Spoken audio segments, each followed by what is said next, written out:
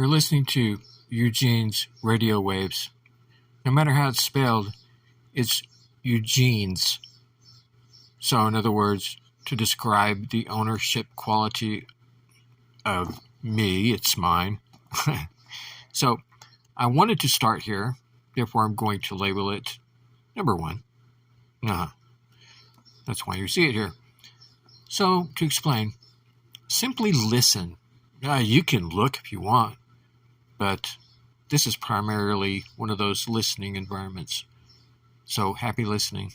Carry on.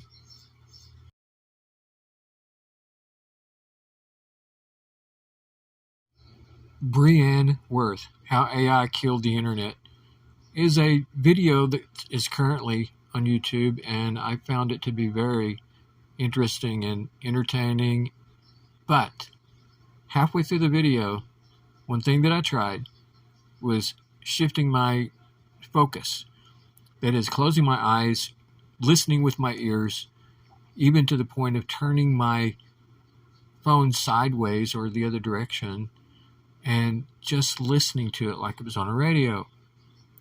The way that you're listening to this here is the way that I watched that video. So in other words, I didn't watch the video. I watched the beginning part of it. But it was still entertaining, useful as information, and I learned from it. And I may have overdone it whenever I added things to the comments, but anyway. Yeah, good video, however. But think about that one. Even on TikTok, whenever you don't watch. That's what I'm going to do next time. And on YouTube and other platforms, I'm going to close the eyes. I'm going to listen first. I'll try it. I'll get back to you on it.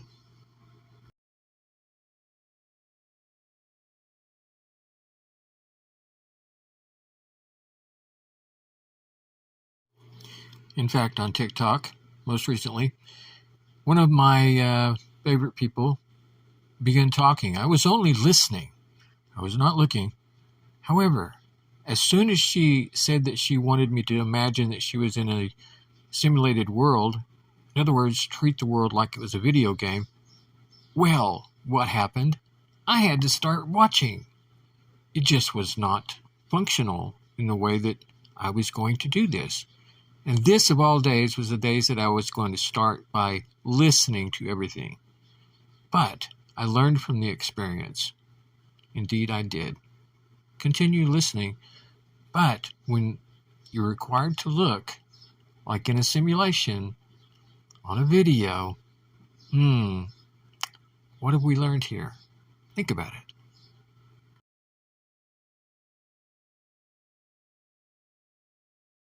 So they are my comments on the video that I mentioned before this, the video about the slop of AI.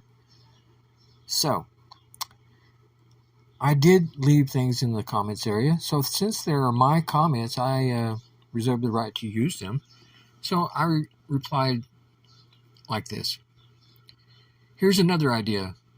Whenever you do record your voice, make sure that it's with a subpar microphone. Use the microphone on your phone. So they steal your voice, let them steal a crappy voice.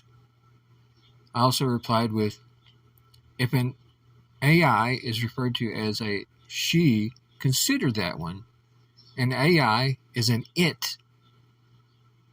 Robot. 100%. So some of the other comments are interesting as well. I replied in some other areas. One of them says, as a very curious person, what devastated me was AI taking over the Google. I Google so many random stuff because I'm curious. But nowadays I have to triple fact check because it's not reliable information anymore. So this person was calling himself I am just Vidu. And currently that was 3 days before. So yes, and I also read other remarks in there, and I believe I left a comment as well. I said, I no longer 100% believe information unless I walk up to the person in the office somewhere and ask them or look and see that they're real. If they tell me that X is happening at Y, then I go to Y and I see it for myself. So I used the voice to text there, and it was so bad at recognizing what I was trying to say that I had to change WHY to the letter Y. Anyway.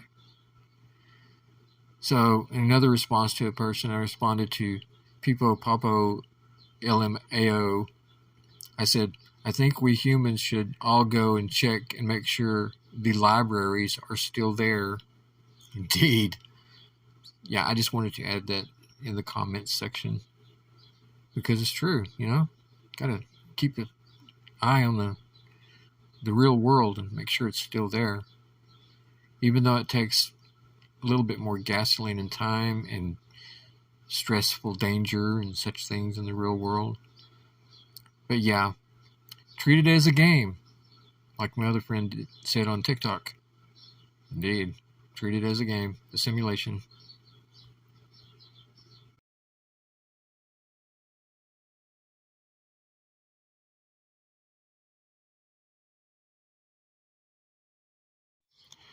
When artificial intelligence starts getting so real that you can't tell the difference between a human and artificial intelligence, it certainly should make you pause and think about it. That's what I've done. So recently I wrote stories, fictional stories about, like, I called it Halo Trek. And on this Halo Trek, you have androids. So these androids operate fictionally, of course, off of artificial intelligence. And so I, as an author, write the story in such a way that there are androids on board this ship, this spaceship out in outer space. Just to wanted to clarify that. So basically, it's this: in outer space, you have weightlessness, and science fiction has for a long time ignored the issue of weightlessness. Well, I countered it with Halo. Halo is a simulation system in which a person enters a booth or lays on a bed or puts a crown, a halo device on their head, and they enter a simulation while they close their eyes, and it's all used science fictionally, brain waves, things like that. If I had to go into too much detail, I might fail, but that's how fiction works. So in this Halo process, you have androids moving about the ship, floating for the individuals that are wearing the device and seeing through the eyes of the android. The androids themselves do not need to look like a human. It is helpful when they have appendages like arms and legs, because that's what you're doing in the simulation. It's carrying out your duty for you. So you may be walking around on the ship with your own two legs, feeling like you are in a gravitationally weighted environment. But whenever you pick something up, like maybe a box off of the ground, the android is doing it for you, but you're in the simulation and it seems like you're picking it up yourself. So if you were on the street on Earth, you could probably pick up a very heavy object as long as the android could do this. And if you just wanted to simulate picking up a car, you probably could. But in reality, no. If the car was real, it would not be able to do it unless the android, yeah. So I want to come back to the issue of artificial intelligence. These androids at any point can be told to do something on their own, and the human can just watch.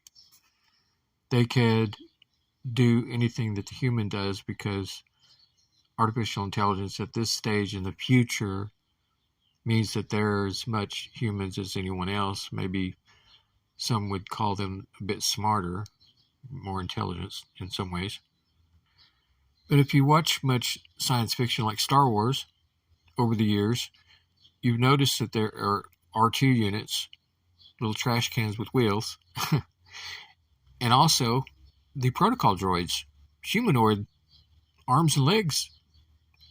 Well, they've got a head, they've got eyes, but they're not mistaken as being human. No, they're not. Not at all. You can look and see that they're robotic. They're androids. Now, on Star Trek Next Generation, you have Data, which is kind of more human-like, striving to be human at times. So, yeah, and then the question you ask is why. Data was given a commission by Starfleet. Why? They know he's a machine. Why did they do it? Because he's striving to be human. So, if we had artificial intelligence like we do in 2025, if the writers of Star Trek The Next Generation knew what was going to come to pass, they would have saw that there would be much more datas than there are on their show.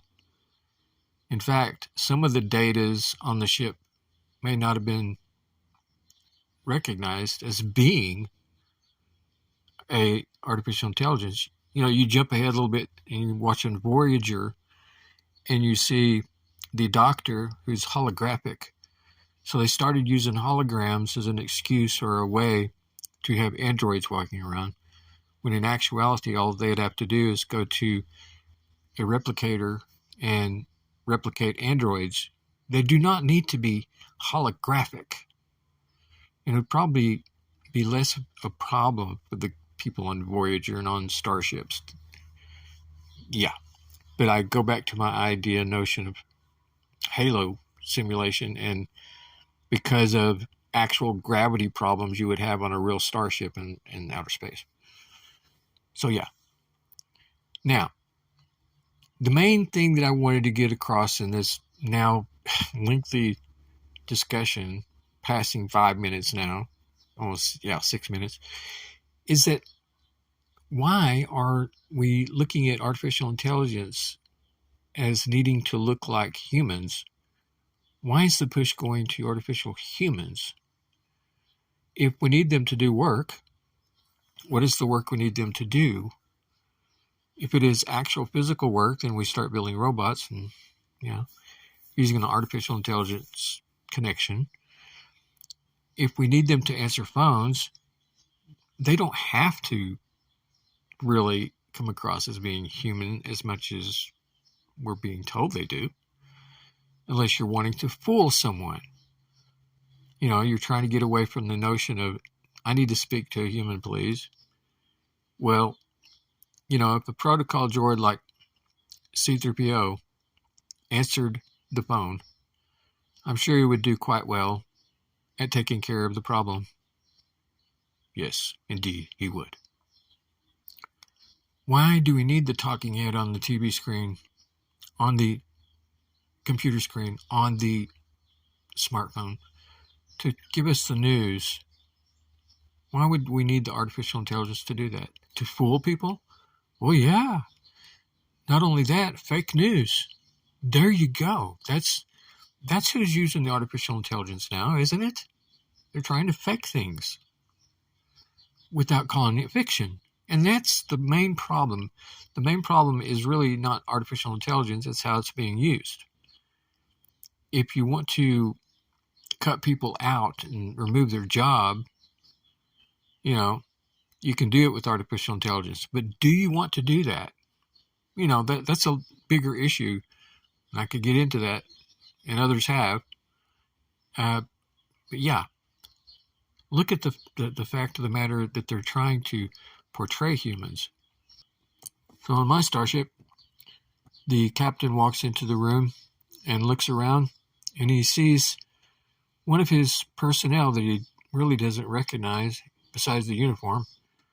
It is a gold-colored uniform today, and the captain walks over. Oh, Lieutenant? By your rank, I see you're a lieutenant. I do not know who you are. So, you're here doing this job, I see, working on this panel, and why have you not changed into the new uniforms? Oh, the lieutenant turns. I was unaware that we were to be in new uniforms. Why, yes, we're all in black uniforms now with gray collars, and with the new colorful ranking system, you should have a yellow or gold colored square indicating that you're a lieutenant on your collar. So you soon get suspicious about why this person doesn't know what everyone else is doing. You ask them, "Are you an android?" "Yes, sir, I'm an android." So, yes, in this fictional sense, you then tell him to go to engineering and shut down. So the android walks away and complies. Then you go to engineering yourself and you ask the question of someone in a black uniform with the rank of lieutenant commander. Why was this android working by himself and doing his job and in the wrong uniform? Well, without going into detail, he tells you. And then you ask the more important question. Why did this android look like a human? That's against the rules. So, yeah. So then you reprimand this person for breaking the rules. Because an android walking around the ship needs to look like an android. The primary reason is to cut down on disinformation, misinformation, to know when you're speaking to an android and when you're speaking to a human. Just think about that. You're online, and if the rules are that your android or your intelligence has to look like it's an intelligence or an android rather than a human, the only time you need to look like a human is when you are a human. Okay, and of course, this goes back to creations of fictional things, TV shows, movies, entertainment. Okay, yeah. But we have people that are called actors. Yes, and then you get into situations where you need a stunt double.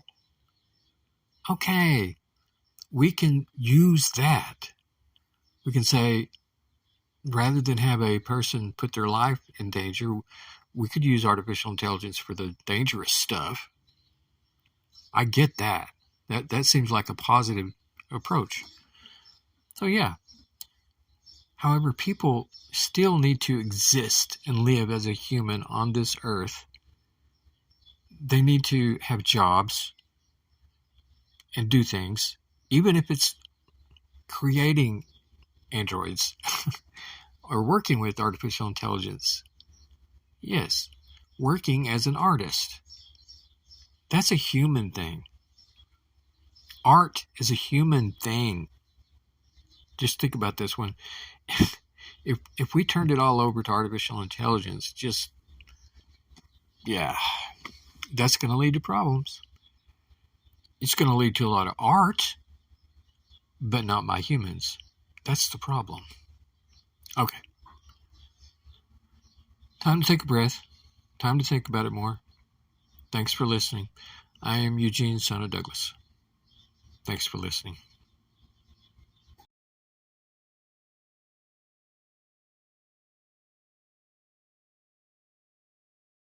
So, listen to this. What caught my eye at first was the whole thing about artificial intelligence. But now I'm looking at the energy issue on this story, where it talks about a person you may have heard of before called Rick Perry.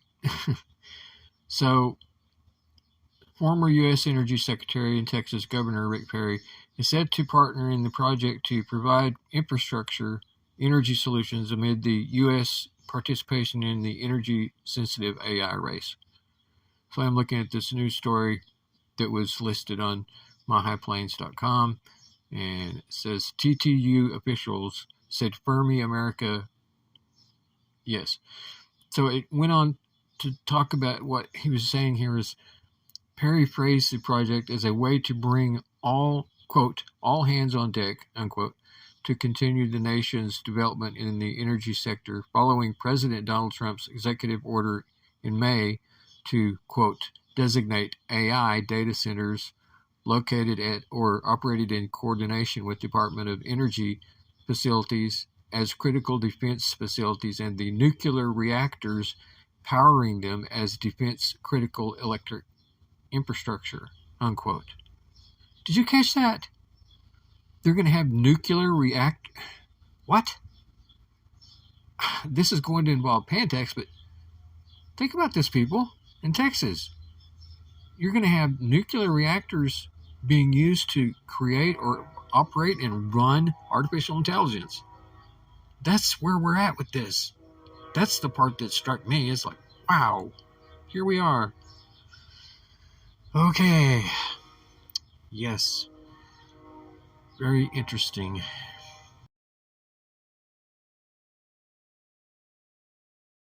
Okay, relax a little bit on that story. I found buried in there, just a little bit in there, that even though it's a nuclear site, they say that they're not going to be generating nuclear energy. Oh, okay. Thanks for sneaking that in. I'm still skeptical.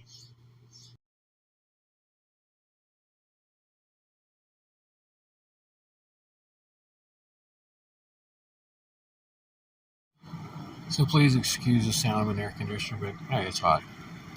So what this is about is that, well, I've been watching through the full series of Supergirl, and I'd gotten away from the show when it was actually airing, so I went ahead and bought the whole set. And I'm not one to do a binge watch of things. It's just not me. It's not how I do things. So I've been watching one or two every week, and I finally got to the season where the name of the show I watched just now is Alex in Wonderland. It's where the simulation is running, and Alex goes into the simulation, and I used to be able to keep track of these shows, but now they move so erratic and weird that I'm having trouble keeping track of it, so I'll have to go back and watch it again, of course. So basically it's this. I've been working on this idea and notion of the Halo simulation in my creative life and story forming and my fantasizing. So what's really strange is that I was not basing it on anything that I knew of besides like computer games and gaming and VR and things like that. And then now to see this on Supergirl, it's just, wow, it's mind-blowing how far they've gone with it in this episode. It's just been really amazing. And I wanted to say something about it before it got away from me. But yeah, it's... I'll probably add more as time and thought permits. So yeah.